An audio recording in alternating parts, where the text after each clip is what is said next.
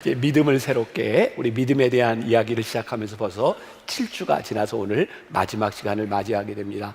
저 나름대로 우리 성도들이 이런 믿음을 가졌으면 좋겠다 이런 생각으로 믿음을 어떻게 새롭게 할지, 우리의 잘못된 믿음은 어떤 걸지 이제 점검하기도 하고, 오늘 마지막 시간에 전능하신 하나님을 믿으라 이런 제목으로 말씀을 나누려고 합니다. 오늘 말씀은 너무나 유명한 말씀이에요. 홍해를 앞에 두고 홍해가 갈라지는 그 출애굽기 14장 13절 14절 이렇게 보면 가만히라는 말이 두 번 나옵니다. 오늘 이 말씀을 중점적으로 여러분들에게 이야기하게 될 텐데, 모세가 백성에게 이르되 너희는 두려워하지 말고 가만히 서서, 이 말씀이 NIV 영어 성경에 보니까 stand firm이라고 되어 있더라고요. 가만히 서 있는데 믿음에 서서. 그리고 그 다음 절에 가만히 있을지니라 라고 하는 말은 영어 성경에 보니까 You need only to be still 이라고 되어 있어요. 내가 가만히 서 있어 오직 조용히 있어라.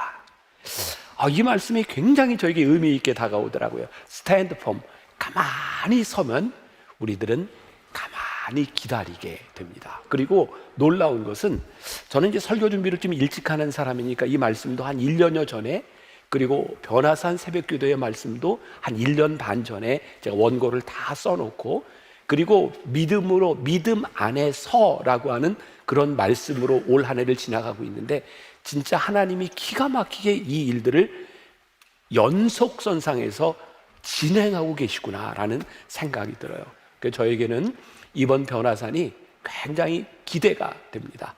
기다림은 낭비가 아니구나. 그리고 조금 아까 그 설명한 우리 교인 성도 가운데 하나가 이런 이야기 하잖아요. 기다림은 믿음에서 시작되고 기다림의 끝은 뭐라고요? 은혜라고요. 그렇게 확 와닿아요.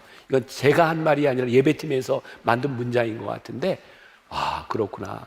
믿음에서 시작한 기다림이 은혜로 끝나는 변화산이 되게 하여 주옵소서. 지금 이게 제가 지금 설교 원고에 없는 이야기를 계속하고 있는데, 연휴잖아요. 늦게 끝나도 되죠? 네, 언제 끝날지 몰라요. 아무튼 제가 하고 싶은 이야기, 그냥 제 하고 싶은 이야기가 아니라 여러분들에게 이런 권면하는 이야기를 좀 하고 싶은데, 자, 제가 시카고에서 공부를 할 때 제일 좋아하던, 그리고 지금 만나교회 목회를 하면서 가장 큰 영향을 받았던 목사님 그리고 교회가 있습니다. 시카고의 윌로우 크릭 교회 빌 하이벨스라고 하는 목사님인데, 제가 참 좋아했던 목사님인데 안타깝게도 목회 말년에 스캔들이 있었어요. 그리고 정상적으로 목회를 마무리를 하지 못했습니다. 아마 여기 있는 여러분들 가운데도 참 좋아했던 목사님, 닮고 싶었던 신앙인들 중에 그 신앙을 끝까지 이어가지 못했던 사람들 있을 거고, 어쩌면 그게 여러분들에게 상처가 돼 있을지도 모른다는 생각이 들어요. 근데 이 목사님이 목회를 하던 때 썼던 책에 이런 글이 있어요. 참 좋습니다. 나는 쉽게 약해지곤 하는 내 기도 생활에 대하여 이렇게 변명했었다. 내가 책임지고 해내야 할 일이 너무 많아서 기도할 시간을 제대로 확보할 수가 없어. 하지만 하나님은 내가 스스로에게 솔직하지 않음을 확실하게 보여주셨다. 내 기도가 나약할 수밖에 없는 진짜 이유는 내 믿음이 나약하기 때문이었다. 나는 머리로는 늘 하나님이 전능하시다고 믿어왔다.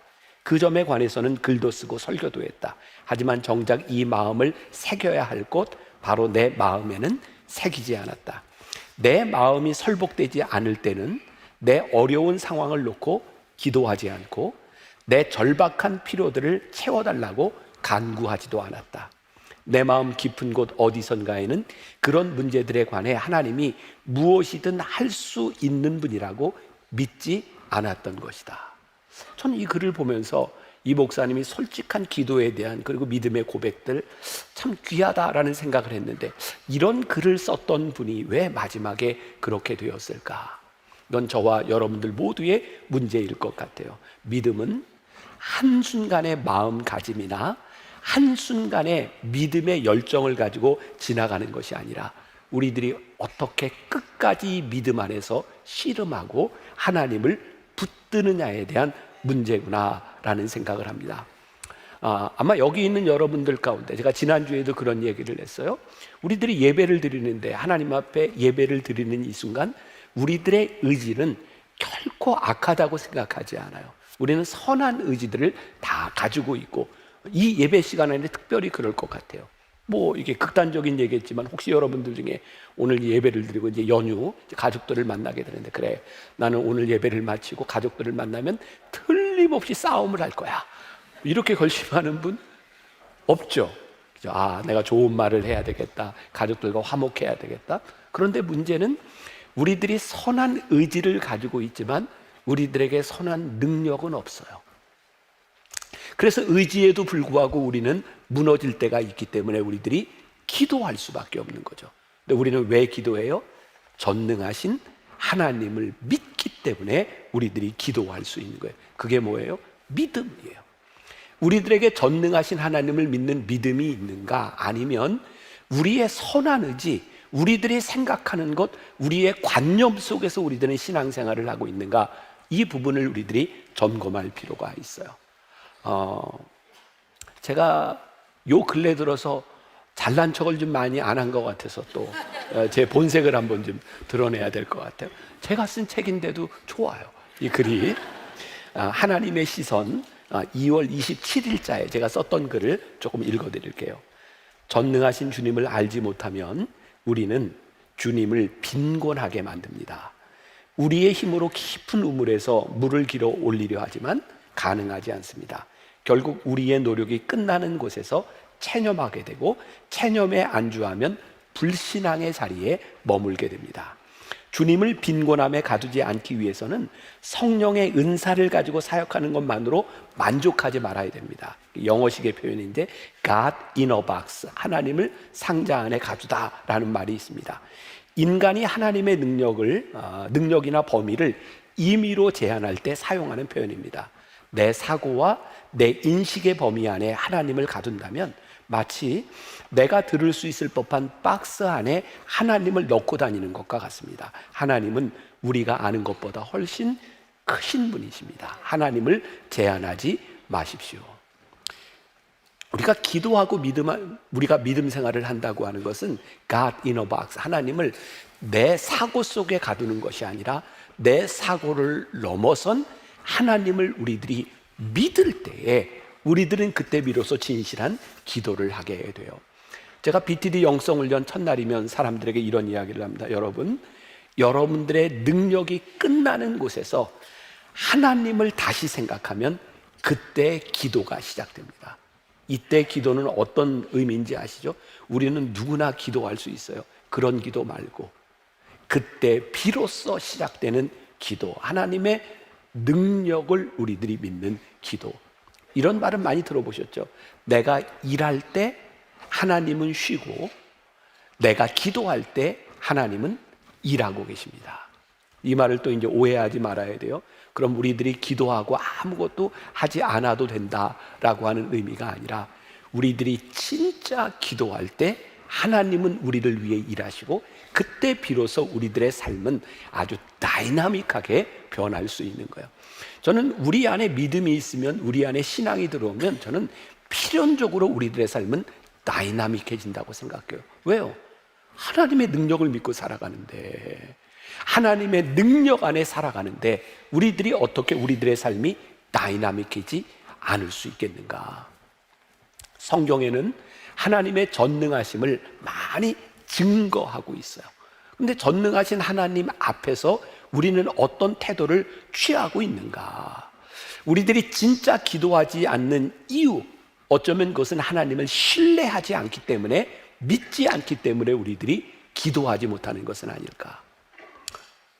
혹시 여러분들 가운데 저한테 상담을 요청하는데 이런 상담을 요청할 분이 있을까요? 목사님, 어떤 주식을 살까요? 그리고 지금 주식이 지금 호황인데 이게 언제까지 갈까요? 혹시 이런 문제로 저하고 상담하고 싶으신 분 한번 손 들어보세요. 제가 보기엔 아무도 없을 것 같아요. 왜냐하면 그건 제 능력이 아니니까. 또 저도 이제 정치인들을 만날 기회가 있는데 그분들이 저한테, 목사님, 제가 어떻게 전략을 짜면 국회의원이 되고 어떻게 하면 대통령까지 될까요? 이런 걸 저한테 질문하거나 상담하는 사람은 아무도 없어요. 왜? 그건 제 능력이 아니잖아요. 어쩌면 우리가 하나님 앞에 기도하지 않는 이유 가운데 우리들은 어떤 생각을 하고 있냐면 이건 하나님의 능력이 아니야 라고 생각하고 있는지 몰라요. 왜? 이건 내 이해와 내 생각 가운데서 그건 내가 받아들이지 못하면 그것은 하나님께도 능력이 없다고 생각하는지 몰라요. 여러분, 성경에 나오는 하나님이 하시는 많은 일들을 보면 진짜 우리를 당황시키는 일들이 많이 있습니다. 우리를 당황하게 한다고 하는 말은 뭐냐면 우리들이 기대했던 것이나 우리들이 생각하는 것을 뛰어넘어가는 일들이 우리를 당황스럽게 하는 일이죠.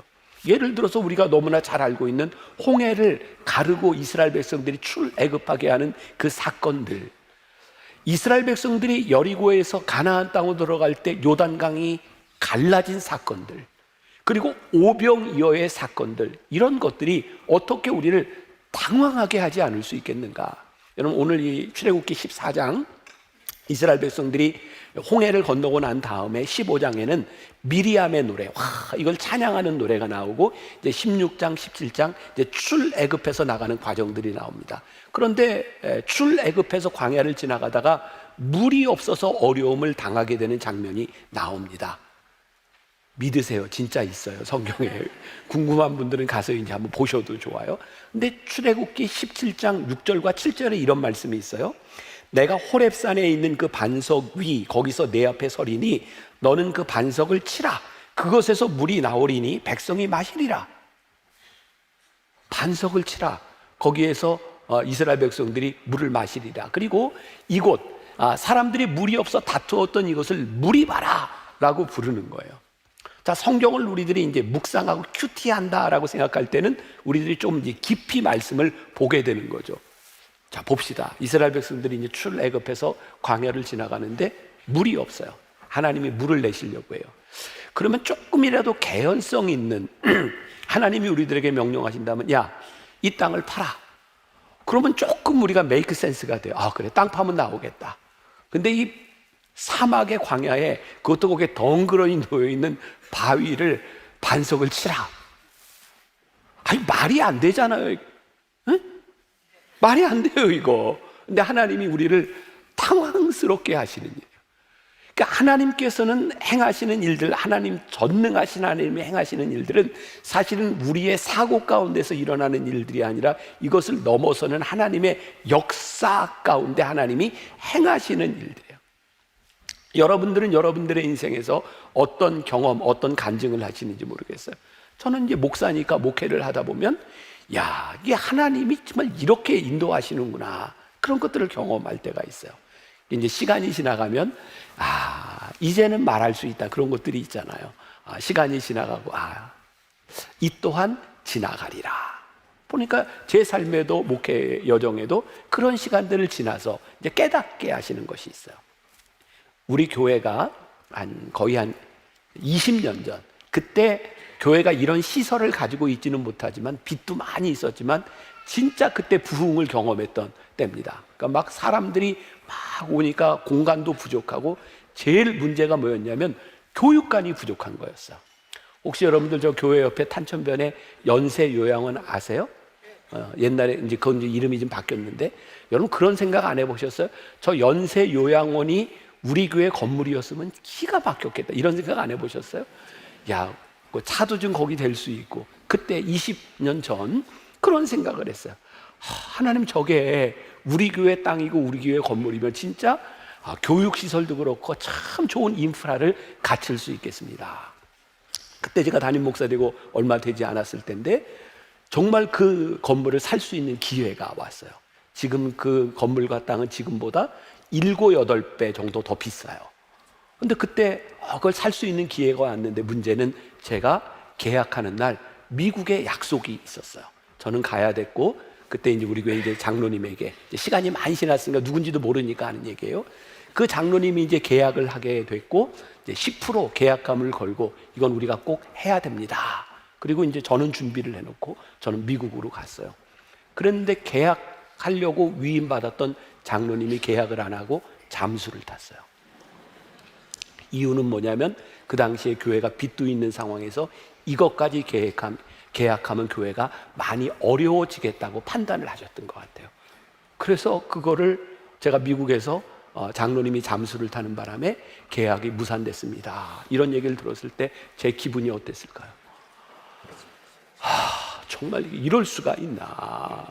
그리고 결국은 그걸 이제 못하고 어떻게 했냐면 지금 여러분들 교회 앞에 있는 공간파거스라고 하는 그 건물 이제 교육관을 짓게 됐고 그 다음에 교육시설들을 리모델링을 이제 하게 됐어요. 그때는 참 억울하다고 생각을 했는데 지금 이렇게 20년 가까이 이렇게 지나가면서 하나님이 저에게 깨닫게 하시는 게 있어요. 그게 저는 하나님의 인도하심이었어요. 물론 그 땅을 사고 그 건물을 사고 우리가 더 큰 교회를 만들고 더 좋은 인프라를 만들 수 있었을지도 몰라요. 근데 그때 만일 그 건물을 구입했다면 우리 교인들이 얼마나 오랫동안 저 빚을 갚느라 힘들었을까.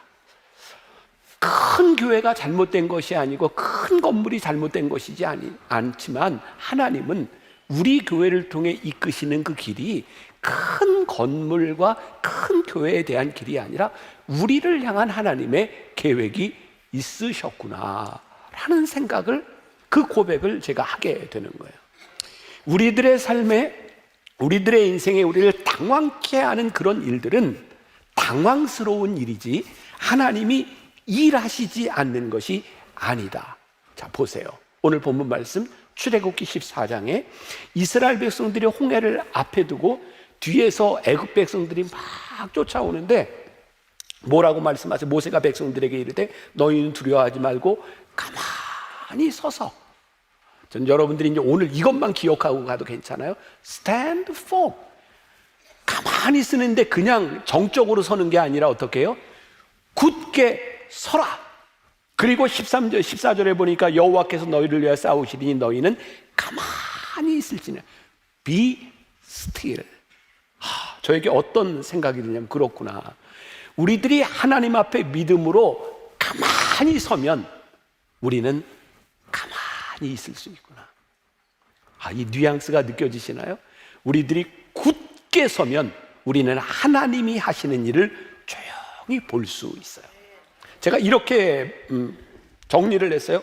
영적 성숙의 표시는 가만히 있는 것, 아무것도 하지 않는 것이 아니라 하나님이 하시는 일을 굳게 서서 가만히 기다리는 것이다. 그래서 우리들이 가만히 서면 우리는 가만히 하나님 하시는 일을 기다리게 되는 것 같아요. 그래서 이번 변화산을 지나가면서 제 마음 가운데 기대가 되는 게 있네요. 하나님, 우리들의 인생의 기다림이 낭비가 아니라 믿음으로 굳게 서서 우리의 인생을 바라보게 될 때에 가만히 일하시는 하나님을 보게 되는 믿음의 고백과 간증이 우리들에게 있게 하여 주옵소서. 오늘 잘난 척 한 김에 그냥 막 나갑시다. 네. 제가 여러 권의 책을 썼지만 여러분들에게 제가 이 책은 너무 좋다, 내가 쓴 책이지만 기억나는 거 있으세요? 모든 날이 은혜스럽다. 제가 이 책이 너무 좋은 건 제가 매일 아침마다 일어나서 묵상하면서 에세이처럼 썼던 책이기 때문에 그 책이 너무 좋아요. 그 책에 나와 있는 글인데 읽어드릴까요? 사서 보실래요? 읽어드릴게요. 네. 자, 기도를 하다 보면 하나님 앞에서 침묵하는 시간이 필요합니다. 하나님 앞에서 침묵한다는 것은 단순히 말을 하지 않는다는 것이 아닙니다. 내가 말하는 것보다 말씀을 듣는 것이 더 중요하다는 뜻입니다. 그동안 신앙생활을 하면서 참 많이 배운 것이 있습니다. 하나님 앞에 우리의 생각과 소원들을 마구 쏟아내는 방법들입니다. 물론 우리에게는 당연히 그럴 특권이 있습니다. 그런데 그 특권을 누리다 보니 더 큰 은혜와 축복을 누리지 못하는 것 같습니다. 우리를 포근히 감싸 안으시는 사랑과 때로는 우리를 위해 아파하고 울어주시는 성령님의 동행하심, 그리고 우리를 인도하시는 하나님의 계획 같은 것들 말입니다. 누군가 그런 말을 했습니다. 우리가 말을 배우는데 2년이 걸리지만 침묵을 배우는데 60년이 걸린다고 말입니다. 사실 중요한 것은 우리의 소원을 말하는 것보다 우리를 향한 하나님의 계획을 아는 것인데 말입니다. 우리 신앙과 기도의 가장 큰 오류는 열심으로 인해 일방적이 되는 것이 아닐까요? 우리의 열심이 하나님의 인격적 만남으로 이어지기 위해서는 침묵의 시간이 필요하지 않을까요? 하나님의 크심 앞에서 내 할 말을 잃을 때, 침묵할 수밖에 없을 때 우리는 아무것도 하지 않는 것이 아니라 가장 위대한 일을 하고 있는 것이 아닐까요? 오늘은 침묵을 생각합니다. 오늘 내가 무엇을 말하기에는 그분이 너무 크고 존귀한 분이기 때문입니다. Stand firm 하면 to be still, 잠잠히 기다리는 것, 전능하신 하나님을 생각하게 되는 것. 자, 그리고요, 이제 오늘 말씀 출애굽기 14장을 우리들은 이게 피상적으로 이해할 때가 종종 있어요. 홍해가 앞에 있는데 이스라엘 백성들이 불평할 때 조용히 해, 가만히 있어. 그리고 모세가 탁 지팡이를 들어서 이렇게 쳤을 때 홍해가 갈라지고 우리는 그 이스라엘 백성들이 홍해를 건너갔다. 그렇죠? 맞아요? 틀려요? 맞아요. 우리 그렇게 알고 있어요. 근데 성경을 자세히 보면 그렇지 않아요. 야, 요것만 알고 가는 것도 진짜 수지 맞았다. 창원과 대전에서 온 보람이 있다. 야, 자, 제가 말씀을 이렇게 묵상하다가 깨닫게 됐는데요. 그렇구나. 이 말씀이 이런 말씀이구나. 너희는 가만히 있어 하나님이 행하시는 일을 볼지어다. 그리고 바로 15절에 이런 말씀이 나와요. 여호와께서 모세에게 이르시되 너는 어찌하여 내게 부르짖느냐. 이스라엘 자손에게 명령하여 앞으로 나아가게 하고. 앞으로 나가는데 홍해가 갈라졌어요, 안 갈라졌어요? 아직 안 갈라졌습니다. 뒤에는 애굽 백성이 따라오고 가만히 있어서 하나님이 하시는 일을 보라. 그리고 모세에게 백성들로 하여금 나아가게 하라. 아직 바다가 갈라지지 않았는데 일단 백성들은 나아갑니다. 그리고 하나님께서 모세에게 말씀하셔서 이제 지팡이를 내려치게 하시고, 그리고 나오는 구절이요, 14장 21절에 오늘 본문에 나와 있지 않지만 모세가 바다 위로 손을 내밀매 여호와께서 큰 동풍이 어떻게 밤새도록 바닷물을 물러가게 하시니 물이 갈라져 바다가 마른 땅이 된지라. 우리는 모세가요 딱 손을 내밀었을 때 바다가 갈라진지 아는데 성경 보니까 그렇지 않아요. 그들이 하나님의 전능하심을 믿고 발걸음을 내디뎠고, 모세가 손을 들었을 때 밤새도록 동풍이 불어와서요 바다가 갈라지고 땅이 마릅니다.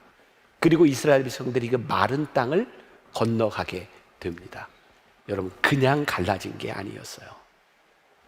저는 이 말씀이 너무 놀랍게 들리는 거예요. 그렇구나. 하나님의 일하심은 우리들이 아무것도 하지 않는 데서 일어난 일이 아니라 전능하신 하나님을 믿으며 그들이 발걸음을 내디뎠을 때 밤새도록 하나님이 일하셨어요. 그리고 그 길을 건너갑니다. 우리들의 기다림이 낭비가 아니고 하나님을 믿는 전능하신 하나님 앞에 선다고 하는 것은 우리들이 꿈꾸는 것 같은 어느 날 한순간에 뭐가 팍 이루어지는 요술방망이 같은 것이 아니라 하나님을 믿는 믿음 위에 우리들이 굳게 설 때 하나님이 일하시는 것을 우리들이 보게 되는 거예요. 이스라엘 백성들이 마른 땅을 보고 움직인 것이 아니었어요. 그 홍해를 앞에 놓고 그들이 움직이기 시작할 때 하나님이 행하시기 시작했어요. 하나님의 음성을 듣기 위해 멈춰서면 하나님의 음성이 들릴 뿐만 아니라 하나님의 음성을 듣고 움직이면 하나님의 기적이 그때 일어나는 거예요. 그런데 우리는 어떻게 살아가요? 움직이려고 하지 않아요. 순종하려고 하지 않으면서 하나님의 기적을 기다릴 때가 있어요. 제가 2005년, 7, 8년 그런 무렵이었던 것 같아요. 북경 코스타에 갔을 때 우리 이용규 선교사님 만나서 이 얘기를 나누다가 어떤 청년이 말씀을 마치고 났는데 선교사님한테 와서 이렇게 얘기를 했대요. 선교사님, 저도 선교사님처럼 하나님의 말씀을 들으며 살고 싶어요. 그랬더니 이용규 선교사가 무시무시한 얘기를 했어요. 뭐라고 얘기했냐면 100% 주님의 말씀에 순종하겠다는 결단이 없이는 하나님의 음성을 절대로 분별하지 못합니다. 정말 와닿았어요. 하나님의 말씀에 순종할 준비가 되어 있지 않은 사람들, 대부분의 많은 경우에 우리들은 이렇게 얘기합니다. 하나님, 일단 말씀해 보세요. 그리고 그게 내 머릿속에서 이해가 되면 순종이 되는데, 내 머릿속에서 이해가 되지 않으면 순종이 되지 않는 거예요. 무시무시한 이야기입니다. 100% 순종할 준비가 되어 있지 않으면 우리는 하나님의 음성을 분별할 수 없습니다. 전능하신 하나님을 믿는다고 하는 것은 우리의 능력을 믿고 기도하는 것이 아니라 하나님의 역사하심을 믿는 거예요. 우리의 삶에는요, 불가항력적인 일들이 참 많이 있어요. 불가항력이 뭐예요? 내 힘으로 할 수 없는 일들. 우리는 그런 무거운 상황에서 우리들이 벗어나고 싶어요. 근데 여러분들 보세요. 성경을 보세요. 하나님은 우리들의 불가항력적인 상황을 벗어나게 하시는 분이 아니라 그 불가항력적인 상황을 이기게 하시는 분인 것을, 우리가 감당할 시험밖에는 주시지 않았다라고 하는 말씀이 뭐야? 하나님이 우리들에게 이 짐을 우리들에게 주셨을 때는 우리들이 어떤 기도를 해야 돼요? 하나님, 감당할 수 있는 힘을, 하나님의 능력을 제가 믿습니다. 제가 군대 훈련 받을 때, 장교 훈련 받을 때, 제가 훈련받던 그 훈련소는 제3사관학교라고 불리는 곳이었는데, 거기에는 이제 의무장교, 군의관들, 법무장교, 저와 같은 군종장교, 이런 사람들이 훈련을 받는데, 그 안에서 저희 같은 그룹을 취약장교로 분류를 합니다. 이건 말도 안 듣고, 이건 뭐 지금 이렇게 군인도 아닌 그런 부류예요.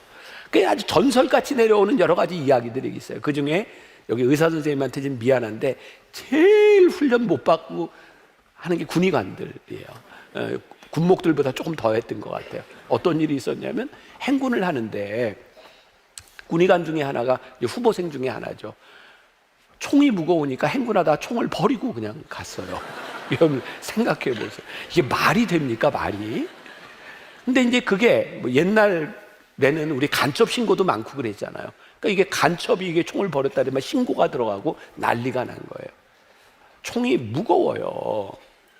그런데 전쟁이 나면 총이 필요한 겁니다.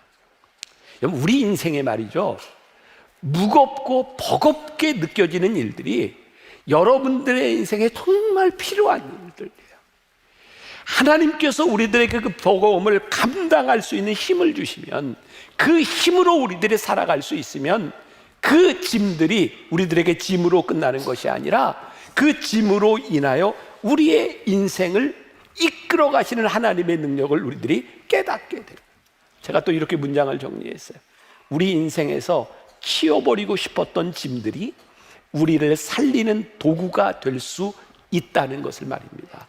왜? 전능하신 하나님을 믿으며 우리들이 살아갈 때 우리들은 허황된 꿈을 많이 꿔요. 내가 하나님을 믿으니 믿음의 적고 많음을 통하여 우리들의 상황이 바뀌어지고 우리의 위기의 상황들이 달라질 것이라고 생각하는 거죠.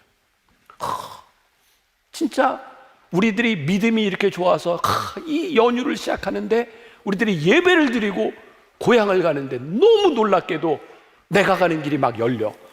우와, 막 홍해가 갈라지듯이 막 자동차들이 쭉쭉쭉쭉 갈라지면서 내 길이 막 튀어. 그러면 좋겠죠. 근데 그런 일들 일어나요, 안 일어나요? 안 일어나요.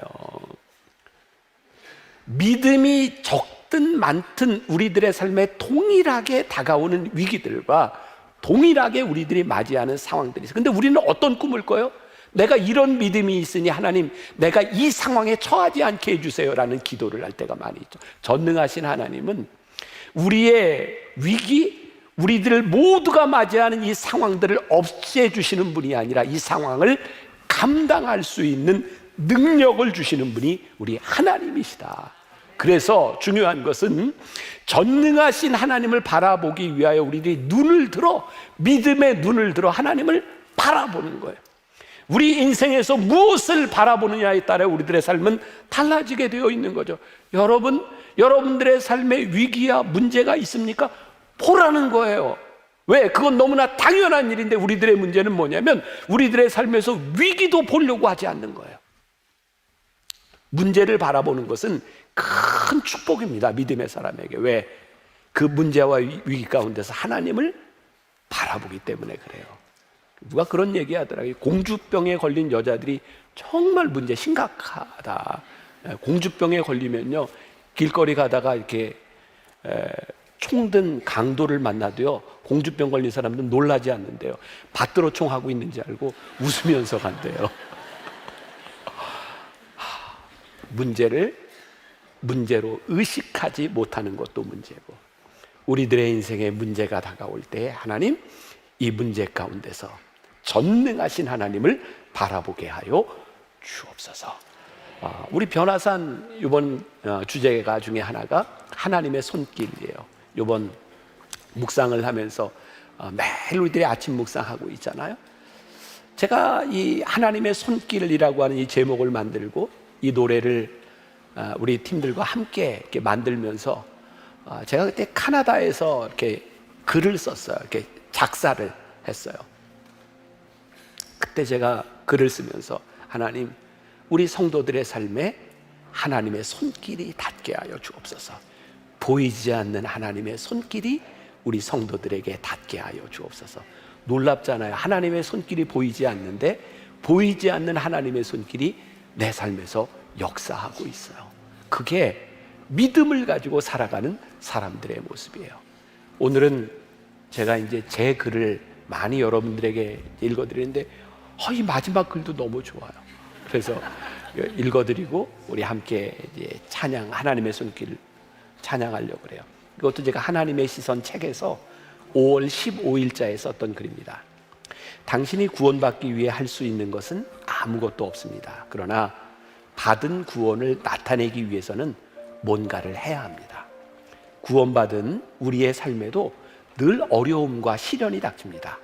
하나님은 우리에게 시련 없는 인생을 주시지 않습니다. 다만 시련과 어려움을 적절하게 극복할 수 있는 능력을 주십니다. 시편 18편 29절, 내가 하나님을 의지하고 담을 뛰어넘나이다. 이 말씀은 하나님의 자녀로 살아갈 때 세상에서 만날 시련을 면제해 준다는 의미가 아니라 우리가 그것을 넘어야 한다는 뜻입니다.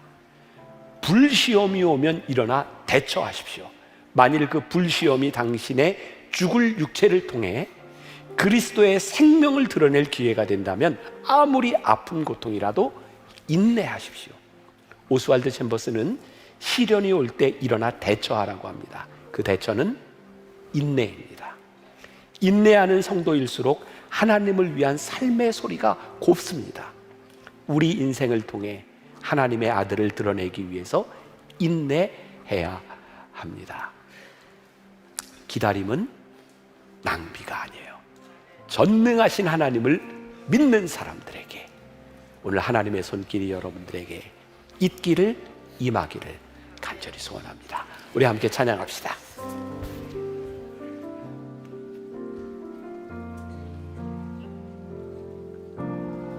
메마른 영혼을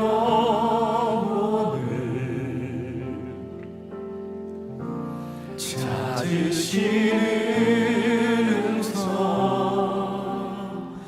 따스한 숨결로 시선으로 내 이름을 부르시네. 시린 세상 속에 홀로 서 있던 나 비로소 느끼네. 그의 손이 항상 나를 붙드셨네.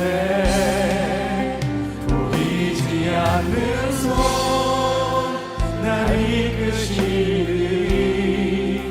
전능자의 능력, 하나님의 손길.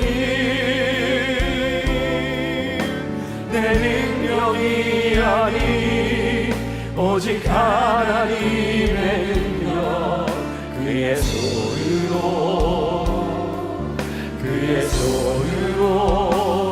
인도하네. 한 번 더 찬양합시다. 메마른 영혼을 찾으시는 음성, 찾으시는 음성, 따스한 숨결로 시선으로 내 이름을 부르시네. 시린 세상 속에 이 세상 한가운데서 하나님의 음성을, 하나님의 숫자, 하나님의 시선, 하나님 우리가 하나님의 손을 붙잡고 우리 속에 역사하시는 하나님을 고백하며 살아가는 붙드셨네.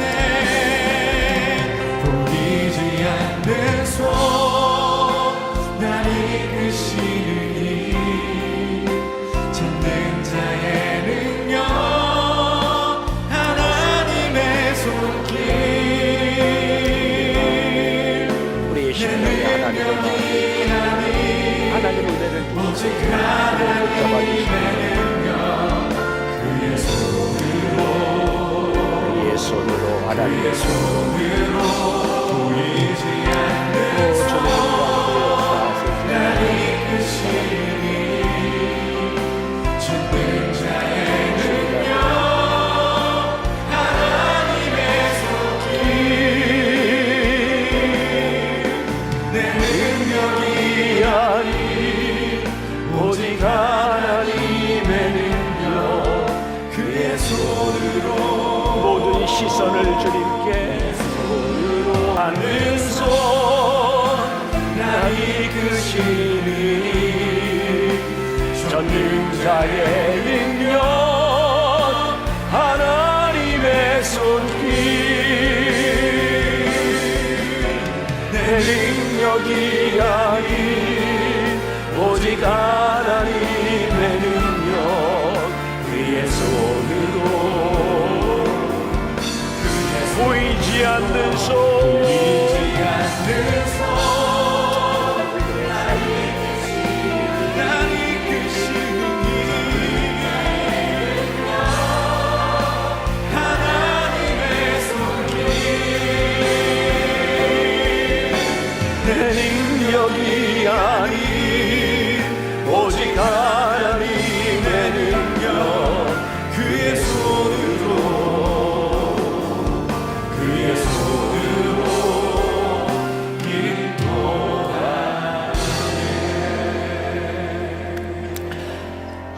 우리가 가만히 서서 하나님 하시는 일을 가만히 바라보며 하나님의 능력이, 전능하신 하나님이 어떻게 일하시는지를 보기를 원합니다. 하나님, 우리는 많은 날들 짐이 무겁다고 징징댈 때가 많았습니다. 하나님, 왜 나를 이렇게 버겁게 하시냐고, 왜 나에게만 이런 십자가를 주시냐고 불평할 때도 많았습니다. 오늘 말씀을 들으며 우리들이 믿음으로 고백합니다. 전능하신 하나님, 내 인생의 짐과 무게를 질 수 있는 능력을 나에게 허락하여 주옵소서. 나에게 임하시는 전능하신 하나님의 손길을 고백하게 하여 주옵소서. 우리 사랑하는 성도들의 삶에 하나님의 손길이 떠나지 않게 하여 주옵시고, 오늘도 하나님 앞에 드려진 귀한 예물들이 하나님 앞에 잘 쓰임받게 하시고, 이 세상 살아가며 물질로 인하여 고통당하지 아니하도록 우리 성도들의 삶을 지켜 주옵소서. 지금은 우리 주 예수 그리스도의 은혜와 하나님 아버지의 무한하신 사랑과 성령의 인도하심이 전능하신 하나님을 믿으며 바라보며 담대히 세상으로 나가는 당신의 사랑하는 모든 백성들 위해 지금부터 영원까지 함께 하시기를 간절히 축원하옵나이다. 아멘.